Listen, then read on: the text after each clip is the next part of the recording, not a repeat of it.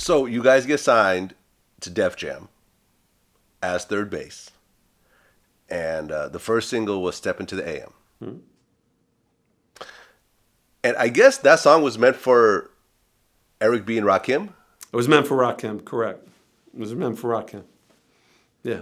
Dope song. I mean, I remember when I first heard it. I mean, the beat and everything else like that was like, okay, this is a hit. I mean, in the hip hop world, it wasn't like a pop hit because there really weren't a lot of kind of hip hop pop hits at that time. There weren't any.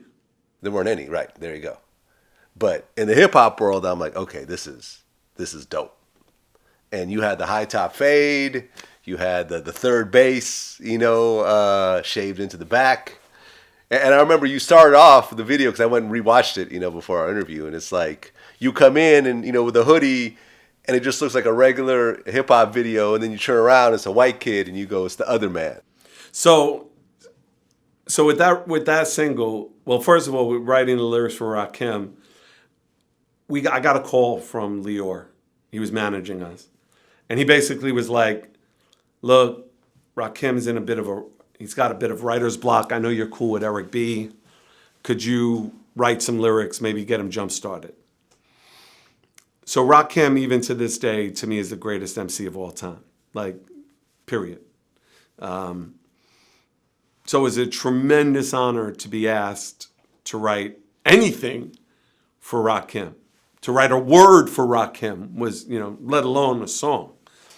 So it was easy for me to get into his mind frame and think about, okay, how would I want him to kind of, and how do I see him? And I saw him in my head with Supreme and with his crew and, them step into the AM. I was like, oh shit, step into the AM. That's dope. That's dope. And then all of a sudden, I heard ready in the intro, cue up the searchlight. Eric B's in center stage. I grabbed the first mic, projected my voice with this mic that I'm cuffing. You ain't my knuckle, a sucker that I'm stuffing. The word of Rakim stands true, so no panicking. Man versus man, you freeze up like a mannequin. Petro, you like, and it just pouring out of me. One take, just pouring out of me. So the next day, I called Lyor that night. I said, yo, I got a record. It's called Steppin to the AM. We go to Rush. It's noon. I'll never forget it. It's noon. Lyor's in his office on the second floor at 298 Elizabeth. I'm downstairs in the pit because there was all these different desks, and we conference in Eric B. And Lyor goes, Eric, I got your homeboy Serch on the phone. Serch wrote a song for Rakim. And he goes, Serch, I'll turn it over to you. And I said, hey, Eric, Lyor asked me to write something I did. It's called Step Into the AM. And I said, ready and I hear click in the dial tone. 30 seconds later, the receptionist, our homegirl Denise, says, Lyor, Eric B is on line 2. He wants to talk just to you. And then 30 seconds later, I hear Denise say, Lyor told me to tell you, Serch, to wait, to stay here and wait. 1 o'clock, 2 o'clock, 3 o'clock, 4 o'clock, 5 o'clock, 5:30. Finally, 6 o'clock. I'm sitting there 6 hours. I go upstairs, takes me upstairs, and Lyor starts screaming on me. Yo, why didn't you tell me you had beef with Eric B? Why didn't you tell me that he can't stand you? And I'm like, yo, I don't know what you're talking about. Like, me and Eric hung out in the Latin Quarter. Like, I got one of the first copies of Eric B for President on white label. Like, that's my man. Like, we used to drive to Long Island together, and like, what? He's like, oh no, yo, you almost cost me a client. They were about to quit. Yada yada da. Eric's furious. But all I know from my side is that 3 weeks later, Follow the Leader was done. So I don't know if I was a motivating factor, not, whatever the case may be, whatever it was, that second album got done and everything was done. But Eric B to this day hasn't talked to me, like won't speak to me. Okay. I've never been familiar with Rakim having someone else write his lyrics. I don't Is think it's that- ever. I don't think it's ever been something ever. Okay. Ever.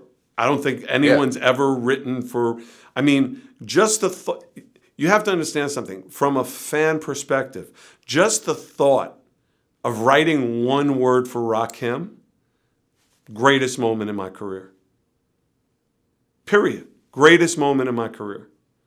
Just that someone would think that I might be good enough to write a lyric for the greatest MC of all time. I could have been shot in the head the next day and I would have had the greatest career of my life. That somebody would trust me and trust me with that potential, you know, because he's still, to me, and again, this is just me, he is the greatest MC of all time. And I Ain't No Joke is the most perfect rap record ever made, beginning to end. I agree. Well, so I don't know guys if you put out agree. I think you're being nice. I'm sure you have your own personal favorite of all time. Well, I don't know if I Ain't No think Joke you have is to your you have to put favorite. Rakim at the top of almost any list, Without in question. terms of not only in his body of work, but also at the time when he came out, nobody was doing anything like that at all. When I heard, and I remember being in the hood with my boys, and when we heard, you thought I was a donut, you tried to glaze me. I mean, I threw away at least 4 rap books. I was like, oh, all of this is bullshit. He is just literally taking the game to the next level. Thought I was a donut, you tried to glaze me. I mean, my head exploded. You know what I'm saying? Like, you scream, I'm lazy. You must be crazy. Thought I was a donut. You tried to glaze me. I mean, that was knocking on every block, on every Martin Luther that I went to. And everybody said the same thing. It wasn't even a question. That line, just people who were lyrically involved in the culture threw away any rhymes that they wrote pre that line. So for Lyor to call me and think that I even was close to good enough to write a word for the God MC, like, Eric B could have came and killed me with Supreme the next day. I would have had the best career of my life.